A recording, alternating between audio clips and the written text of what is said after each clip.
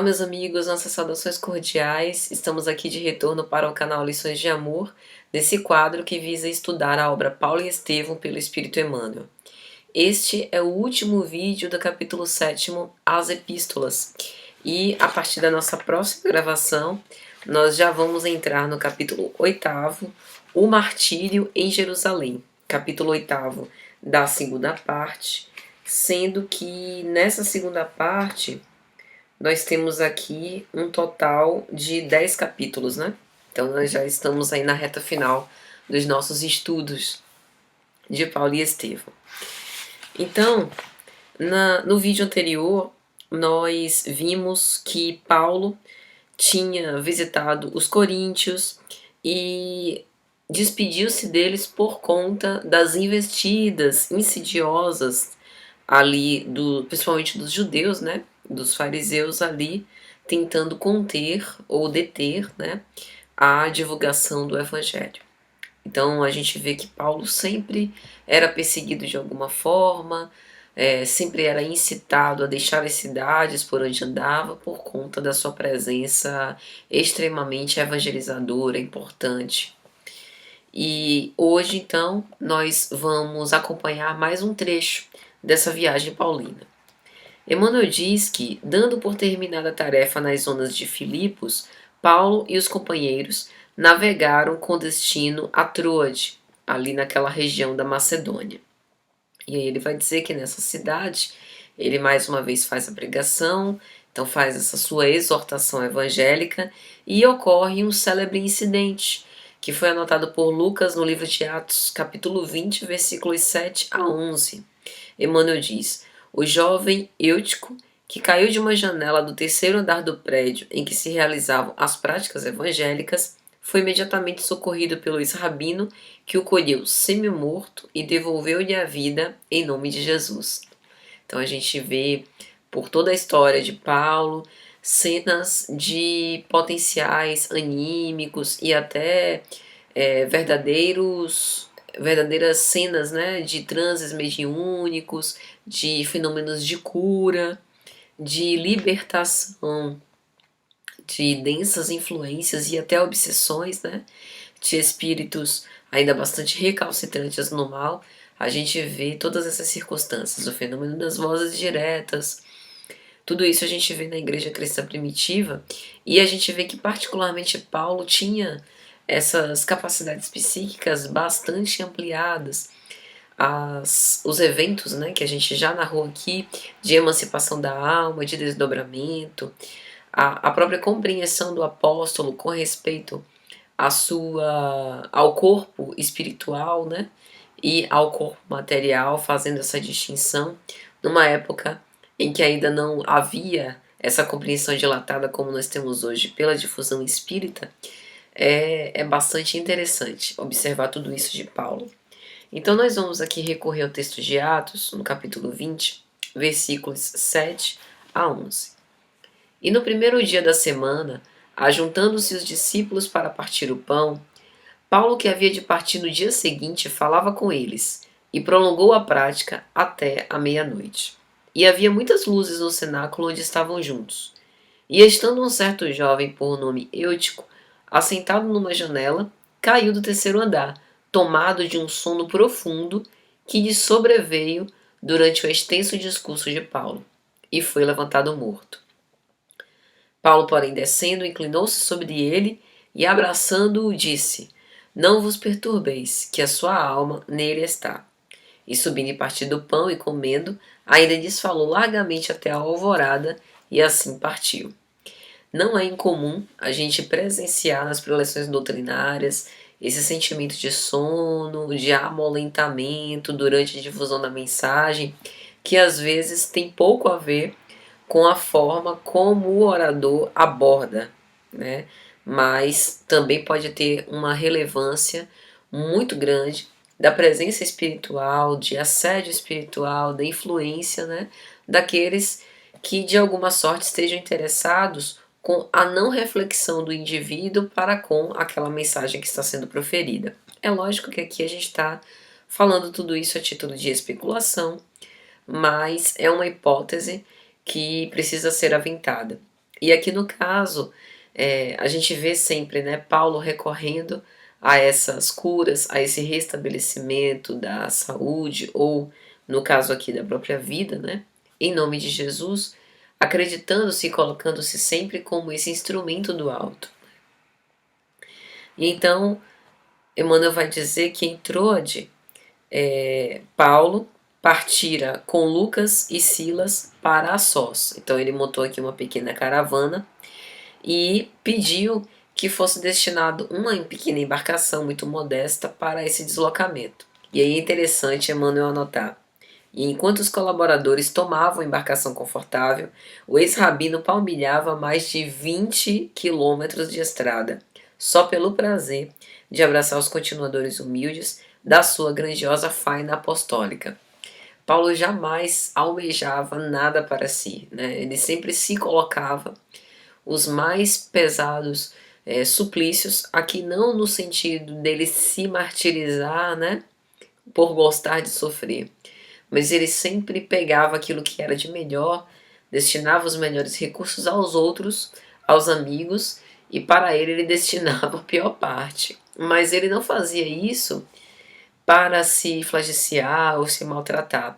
Pelo contrário, eu acredito particularmente que é sempre se colocar sem a necessidade de grandes recursos para poder trabalhar. É aquela opção asceta, né? De viver com pouco, de viver com o mínimo, né? Para que esses recursos, de certa forma, possam ser multiplicados para outros corações amigos. Então a gente vê Paulo agindo dessa forma desde sempre, né? É algo que faz parte da natureza do nosso querido apóstolo.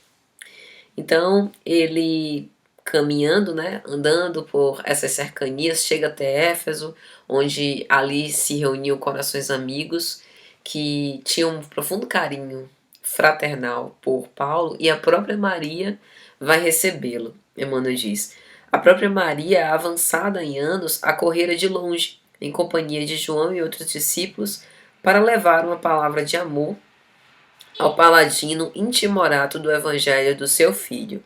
Os anciães receberam-no com ardorosas demonstrações de amizade, e as criancinhas ofereciam-lhe merendas e flores. E Emmanuel diz, né, Paulo, enternecido, embevecido por aquelas demonstrações tão naturais, né, tão sensibilizadoras de carinho profundo, ele abraça e beija cada um com os olhos marejados de pranto. E aí a gente percebe que essa alta sensibilidade de um coração generoso, como é o coração do apóstolo Paulo, que ele soube deixar despertar, né, esses nobres sentimentos ao longo do tempo, e agora ele já conseguia demonstrar as suas emoções sem mais desejar ocultá-las ou escondê-las, né? E a gente vê os laços fidedignos, legítimos de amizade que ele conquistou ao longo dessas caminhadas. E aí Emmanuel diz que a viagem continuou com as mesmas características até chegar a Cesareia. Nessa cidade hospedaram-se na casa de Filipe, que ali fixara residência desde muito tempo. O velho companheiro de lutas informou Paulo dos fatos mínimos de Jerusalém, onde muito esperavam do seu esforço pessoal para a continuação da igreja. Então os desafios eram imensos. Nós lembramos que Filipe também sofreu as investidas de Saulo de Tarso, né, na época da perseguição, quando ele mobilizou, né, a prisão dos apóstolos, mas agora era um homem transformado. E aí Emmanuel diz: Ágabo, já conhecido de Paulo em Antioquia, viera da Judéia e em transe mediúnico, na primeira reunião íntima em casa de Filipe, formulou os mais dolorosos vaticínios. A coisa foi tão grave, Emmanuel diz, né, que até Lucas chorou. Então ali ele, portando-se como um instrumento de comunicação do Altíssimo, acaba anunciando que haveriam martírios em Jerusalém, que esperariam o apóstolo Paulo, mas Paulo, em momento algum, né, recua ou se evade ou foge daquela circunstância. Pelo contrário, ele sempre tinha uma atitude, né, uma posição íntima de colocar-se no combate, de colocar-se na linha de batalha para poder enfrentar tudo que viesse, né? Tudo que Deus aprovesse ao seu respeito. E aí Emmanuel vai dizer: ele, porém, sempre disposto e resoluto, referiu-se ao Evangelho e comentou a passagem em que o mestre profetizava os martírios que aguardavam na cruz e concluía arrebatadamente: por que chorarmos, magoando o coração? Então o próprio Cristo, ali naquele sermão do cenáculo, após a Santa Ceia, ele fala sobre aquilo que iria acontecer com ele, preparando os seus discípulos, dá um novo mandamento, e era um momento de pesadas aflições, né, para todos. Então, era um momento de preparação, como, guardadas as devidas proporções, aguardava agora também este momento o próprio apóstolo Paulo, né? Então, deveria-se enfrentar tudo isso com ânimo resoluto, né?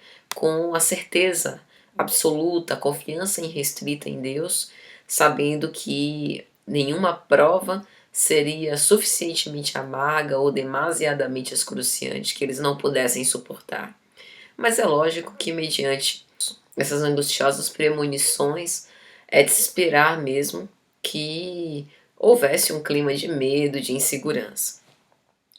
E aí, Emmanuel diz que Tiago manda um portador, Mnazon, que pede que ao chegar em Jerusalém, Paulo fique na casa dele, e na casa dele Tiago iria para, de certa forma, confabular e tentar traçar a melhor estratégia para a abordagem paulina ali na cidade de Jerusalém. E Emmanuel diz, né, o apóstolo dos gentios aquece o alvitre e assim faz. Se fosse em outros tempos, ele provavelmente, por não ter tão profunda afeição por Tiago, recusaria o conselho e faria da sua própria cabeça. Mas agora, Paulo de Tarso já era um homem amadurecido e acima de tudo, ele prezava essa solidariedade, essa cooperação fraternal e sabia do valor de Tiago para a manutenção da igreja nascente, né? Da igreja de Jerusalém. Então Emmanuel vai finalizar o capítulo dizendo: envelhecido e alquebrado, o apóstolo dos gentios contemplou os edifícios de Jerusalém, demorando o olhar na paisagem árida e triste, que lhe recordava os anos da mocidade, tumultuosa e morta para sempre. Ali ele tinha se feito, né, o doutor da lei, que era tão ovacionado no Sinédrio. Elevou o pensamento a Jesus e pediu-lhe que o inspirasse no cumprimento do seu sagrado ministério. Então é isso, meus amigos. Espero que tenha sido de alguma sorte útil. Voltamos com o martírio em Jerusalém no nosso próximo vídeo. Um grande abraço a todos e até lá.